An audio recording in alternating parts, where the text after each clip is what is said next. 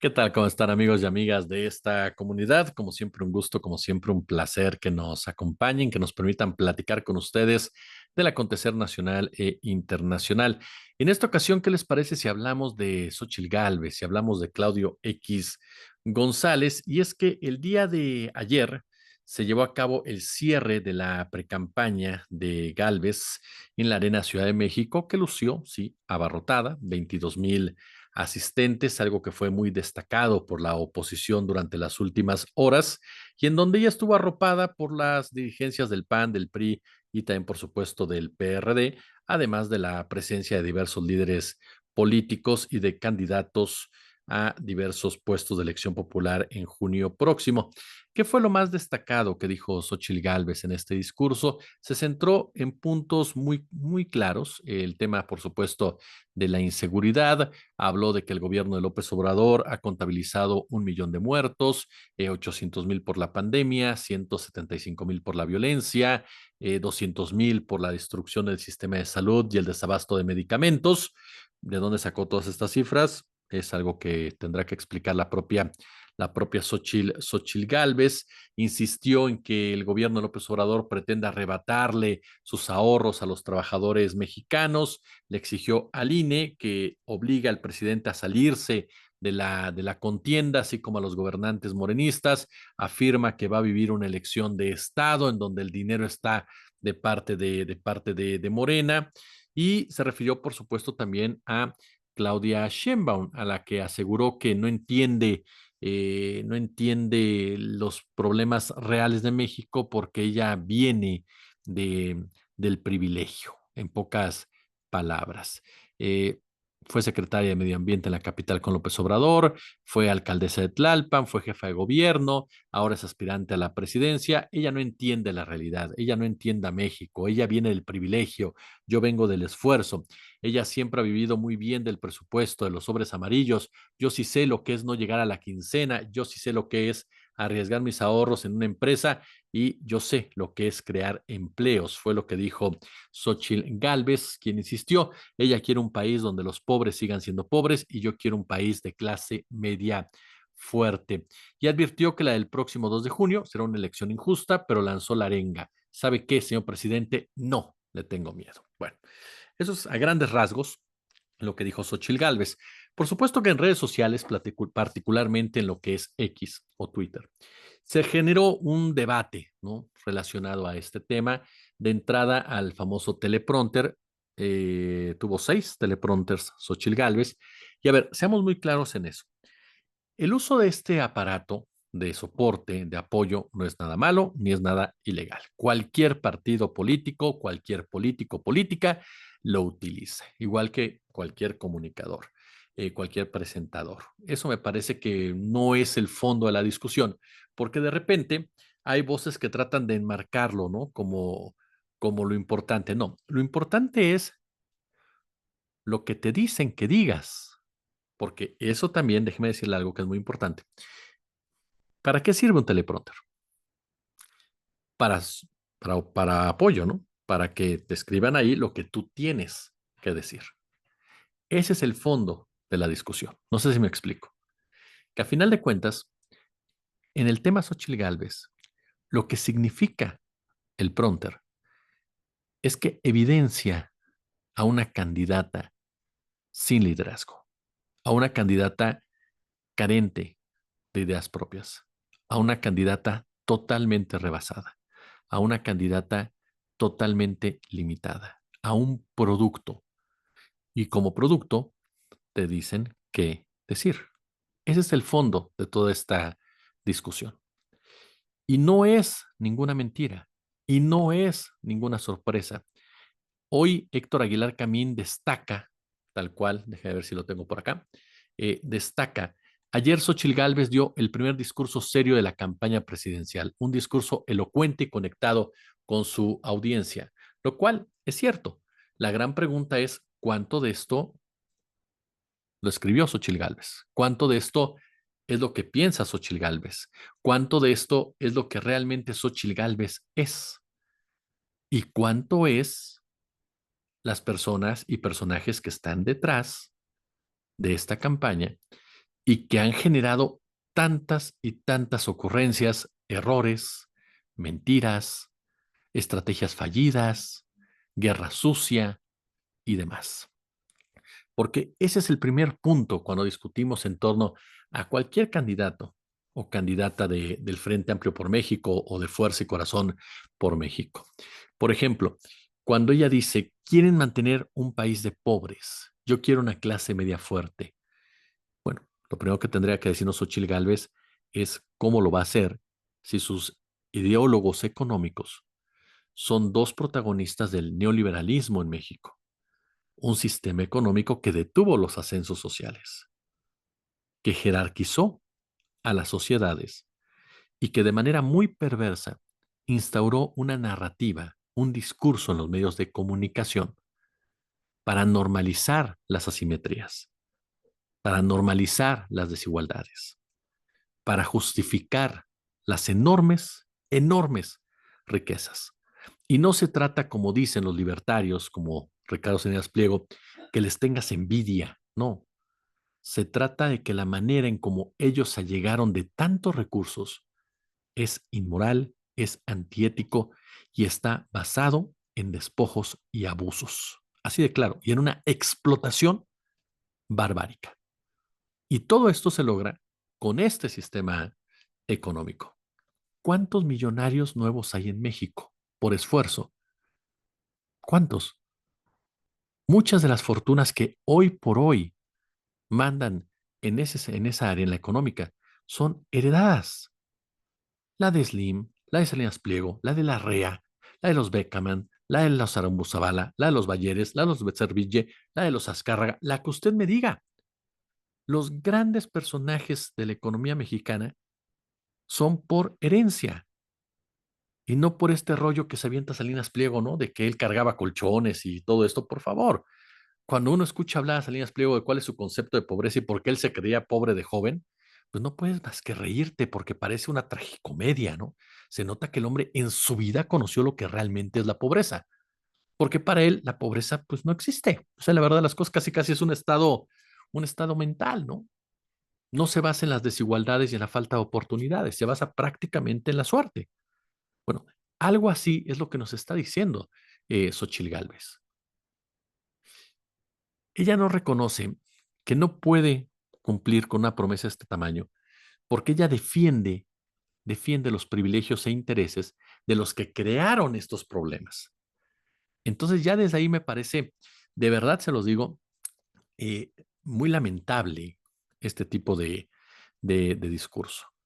Dos, cuando habla de Sheinbaum y dice yo sí vengo, saquemos de un lado la ecuación de la ecuación a Sheinbaum. Cuando Xochitl dice yo sí vengo del esfuerzo, es tratar de mantener un discurso meritocrático que ha servido para crear un ejército de pobres de derecha que de verdad creen o piensan que con el puro esfuerzo vas a desarrollarte de una manera boyante en este país o en el país, en el mundo entero. Y no se trata, ojo, de justificar a la gente floja, ni se trata, ojo, de justificar a aquellos que no dan todo su potencial. Esa es otra discusión. Se trata de discutir las posibilidades de desarrollo que tienes en materia de alimentación, de educación, de raza, ajá, de transporte, todo lo que conlleva el crecimiento de un ser humano que no es igual en Chiapas, ajá, que en San Pedro Garza, que no es igual en un estrato social alto que en un estrato social bajo. Xochitl Gálvez se quiere vender todavía como esa mujer que se hizo a través del esfuerzo. Mentira. Xochitl Gálvez se hizo gracias a sus relaciones políticas con el Partido Acción Nacional, a sus conflictos de interés, a enriquecimientos que si hoy legalmente no han sido calificados de ilícitos, sí son totalmente antiéticos e inmorales. Entonces me parece que creer o pensar, ajá, que puede sustentar una narrativa de esa manera, vuelve a pintar a una candidata totalmente falaz que está leyendo lo que le están poniendo. Y yo le preguntaría ya a los estrategas de Xochitl Gálvez, a ella no, pero a esos estrategas, ¿cuánto les ha redituado este discurso de la meritocracia? ¿Cuánto les ha redituado este hecho de insistir con las gelatinas, de insistir con la mujer indígena, de insistir con que ustedes son los de abajo? ¿El PAN y el PRI son los de abajo ¿De verdad nos están diciendo que el PAN y el PRI representan los intereses de las grandes mayorías? Cuando el PAN y el PRI son los creadores de los problemas que enfrentan las grandes mayorías, cuando el PAN y el PRI, a través de la profundización del sistema neoliberal, provocaron las enormes desigualdades que hoy por hoy padecemos y que así las estructuraron para fortalecer una oligarquía, para despojar a un país de sus recursos naturales. De verdad, el PAN y el PRI nos van a decir que son los representantes de los que menos tienen. Me parece totalmente desproporcionado que crean que la gente se los va a comprar. Pero dice algo Aguilar también interesante, a su target. Sí, para su target estuvo perfecto. La duda es cuál es el target de Xochitl Gálvez. Si el target de Xochitl Gálvez hasta ahora ha sido el anti-López Obradorismo, ya ese no hace falta convencerlos. Esos ya están seguros que van a votar por ella. A menos, claro, que hubiera una fractura tan profunda que decidieran no salir a votar o que de plano se dieran cuenta que ya perdieron y que no hay necesidad de salir a votar, que eso es parte esencial de este tipo de discursos, que la gente que piensa votar por Gálvez salga a votar por Gálvez y que no se quede encerrada, ¿no? Y resignada a la derrota, porque si no los números van a ser catastróficos y no ni siquiera porque Sheinbaum alcanzara 33 millones de votos, sino que por la misma incapacidad, o más bien dicho, sino por el mismo derrotismo de la oposición, pues sus seguidores decían no ir más. Entonces, eso le daría un porcentaje importante a Sheinbaum en diferencia con Gálvez y sobre todo en el Poder Legislativo, que es el que realmente está en esta discusión. El festejar que llenaste una arena Ciudad de México, sinceramente a mí me parece algo totalmente mediático. Y lo digo también por Morena, ¿eh? O sea, el hecho de que tu partido político llenes este tipo de recintos, pues no tiene ningún mérito. Y no lo tiene, ¿por qué? Porque son recintos controlados. Y ustedes me dirán, ay, Jesús, ya pasó con Sheinbaum en el Estadio Azul. De acuerdo. También es un asunto de falta de coordinación, de errores de logística y de una mala operación política. Porque, perdón, llevar 50,000, 40,000 personas, lo puede hacer Morena, como lo demostró después. Bueno, eso es a lo que me refiero. La gente que acuda a este tipo de eventos es gente ya simpatizante de un partido político, que bien coordinada, bien organizada, va a llenar los recintos. No, el punto es qué pasa fuera de esos recintos. ¿Qué representas para la gente que no es ni de Morena ni del Frente? ¿Cómo le arrebatas votos a Claudia Sheinbaum del propio sector de Morena con este tipo de discursos? Sinceramente me parece que está perdida. Es cierto, fue muy elocuente, sí, fue muy estructurada, sí, como tendría que hacerlo, pero no aportó absolutamente nada nuevo. Y lo más serio, yo no sé por qué son tan perversos en la oposición de insistir en este tema del miedo. No es simplemente una arenga, no es una bravata. El que el miedo, la palabra miedo esté en todos los discursos de Calderón, de Madrazo, de Sheinbaum, perdón, de Gálvez, de Taboada, de Marco Cortés, de Zambrano, de Moreno, tiene una finalidad. Tiene la finalidad de construir un escenario, de construir un lenguaje, de construir una narrativa, de construir una estructura, de construir, por supuesto, un escenario en donde el miedo quede asentado en la mente de las personas, porque es lo que van a tratar de explotar hasta la saciedad. Entonces, esa postura de que yo no tengo miedo, sinceramente mi gran pregunta a Galvez directa sería, si tuviera la oportunidad de entrevistarla, ¿por qué le tendría que tener miedo al presidente? ¿Por qué el presidente tendría que tenerle miedo a usted? Esto no es cuestión de miedo, señora Galvez. Esto es cuestión de ofertas. Esto es cuestión de gobierno. Esto es cuestión de planes, de programas. De eso es esto, no de miedos. Pero, insisto, tiene algo más de fondo. Ahora, le comentaba hace un momento, y si no se lo repito, las elecciones estatales. Estaba viendo las encuestas, tampoco las cosas pintan bien, para la oposición, perdón. Nada bien. De los 9 que están en juego, por lo menos 5 Morena lleva una ventaja, y no cualquier ventaja, ¿eh? Lo que es Tabasco, lo que es Veracruz, por ejemplo. Bueno, Tabasco, por ejemplo, Tabasco, Chiapas, la Ciudad de México, los resultados son de verdad prácticamente de 20 puntos, por ejemplo, de diferencia, si no es que hasta más. En el caso de Tabasco va a ser una paliza la que les va a poner Javier May, porque aparte de que van divididos en la oposición, no tiene ningún candidato verdaderamente sólido. Hay estados sumamente también que están muy parejos, ¿no? Por ejemplo, Jalisco, pero en Jalisco el Frente Amplio por México no aparece, es Movimiento Ciudadano con Morena. Es decir, ahí el PAN, PRI, PRD están completamente fuera de esta discusión. En Guanajuato, que es muy interesante, fíjese, en Guanajuato todas son candidatas, todas para el gobierno. Está muy parejo entre el PAN y, bueno, entre el Frente y Morena, pero muy parejo, ¿eh? Morelos va para Morena y para una gran coalición que hicieron.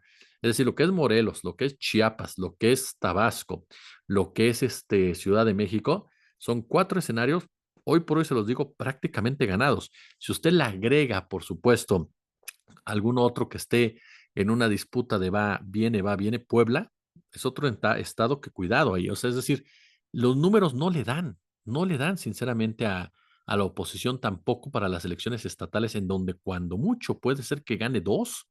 Y ojo, muy peleados. El caso de Yucatán, por ejemplo, ¿no? Podría ser. Y alguna otra más que esté ahorita peleándola y párale de contar. La otra tal vez sea para Movimiento Ciudadano, tal vez, pero estamos hablando de por lo menos 7 elecciones, esas 7, 5 seguras para Morena. Entonces, no tampoco están avanzando en ese sentido. Y es ahí donde yo le preguntaría a este grupo de la oposición, ¿qué esperan para correr a Claudio X González? De verdad se los digo, ¿qué personaje, o sea, qué personaje tan nocivo? Si ya de por sí el PAN y el PRI son nocivos, el caso concreto de Claudio X González es todavía más lamentable. Un hombre que se encaramó en la ola, que decidió que él era el patrón de esta oposición, que su mayor idea fue crear esta alianza que ya era un hecho entre el PAN y el PRI, y que desde ahí se puso a inaugurar membretes con la finalidad de lavarles la cara, ¿no? Así como se lava dinero con negocios que nada más les cambias el nombre, este personaje hizo lo mismo con la oposición para lavarle la cara, porque podemos hablar de una cantidad de nombres. Unidos, sí, por México, va por México, Frente Amplio por México, Fuerza y Corazón por México. Me queda claro que está obsesionado por el término por México, pero los resultados son fatales, o sea, fatales, esa es la verdad de las cosas.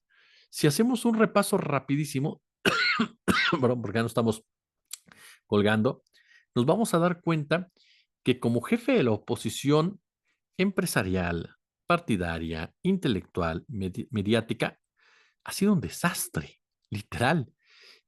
Si él fuera autocrítico, se tendría que despedir porque ha resultado un pésimo gerente, un pésimo CEO, ¿no? Como se dice, ¿no? Y con él, por supuesto, todos sus ayudantes, pero particularmente esta tríada de Alejandro Moreno, Marco Cortés, Jesús Zambrano, ¿no?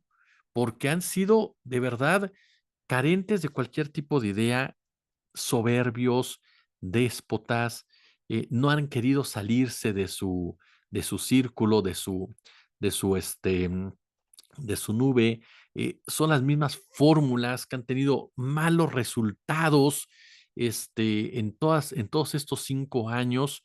La realidad le escupe todos los días a Claudia X González y a la oposición que así no son las cosas, pero parece ser que estos hombres o no lo quieren entender o no lo quieren ver o de plano no tienen ya esa capacidad. Los decía en alguna ocasión, viven en un negacionismo completamente, completamente crónico, pero este hombre junto con Salinas Pliego, con otros empresarios, mantiene sometidos literalmente a una oposición que va directamente al despeñadero, porque se quedó atrapada en el 2018, porque no entendió lo que pasó en esa ocasión, no lo quiso entender en ningún momento y hoy por hoy, está presentando niveles de verdad preocupantes por donde se le quiera ver.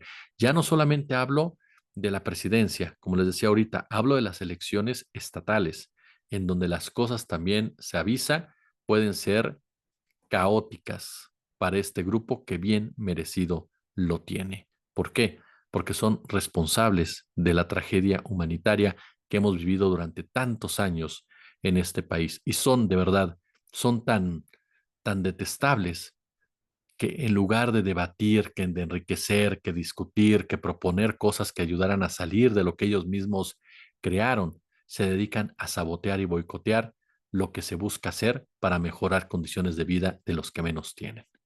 Yo, como siempre, les agradezco el favor de su atención. Ya lo saben, si les gustó el video, pulgar arriba. Suscríbanse, denle a la campanita y déjenos sus comentarios y con base en sus posibilidades, échenos el super chat. Yo, como siempre, les agradezco muchísimo el favor de su atención y los invito todas las mañanas, ya a partir de mañana, ya estamos más organizados ahora sí, a las 11 de la mañana nuestro primer video, 8:30 el segundo, 21:30 el tercero de los análisis, amén de lo que estemos subiendo durante el día. Yo les agradezco muchísimo que estén con nosotros y como siempre un gusto, como siempre un placer.